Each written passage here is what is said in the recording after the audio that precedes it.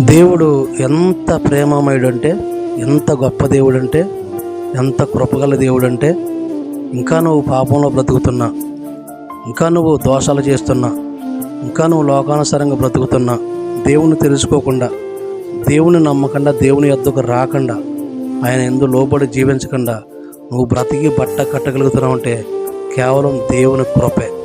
ఆయన కృప ద్వారానే నువ్వు జీవించగలుగుతున్నావు. ఆయన కళ్ళు ఎర్రజేస్తే నువ్వు ఈ లోకాన్ని విడిచిపెట్టి వెళ్ళిపోతావు. ఆయన అంత భయంకరుడు.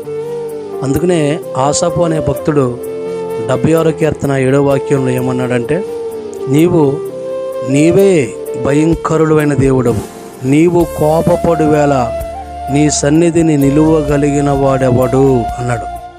దేవుడు కోపపడితే మనం బ్రతికి బట్ట కట్టలేము. ఆయన ప్రేమ చూపిస్తున్నాడు. అందుకనే దావీదు అన్నాడు 86వ కీర్తన 5వ వాక్యంలో, నీవు దయాళుడవు, నీవు క్షమించుటకు సిద్ధ మనస్సు కలిగిన వాడవు. దేవుడు క్షమించడానికి సిద్ధ మనసు కలిగి ఉన్నాడు. నిన్ను క్షమిస్తున్నాడో, నిన్ను ప్రేమిస్తున్నాడో, నీ పట్ల కృప చూపిస్తున్నాడు. నువ్వు బ్రతికుండగానే దేవుణ్ణి తెలుసుకో, దేవుని నమ్ముకో, ఆయన యందు భయభక్తులు కలిగి జీవించు. ఆయన అడుగుజాడలు యందు నడిచి ఆయన ఉండే నిత్య మహిమను, నిత్య జీవన పొందుకో. ఆమేన్.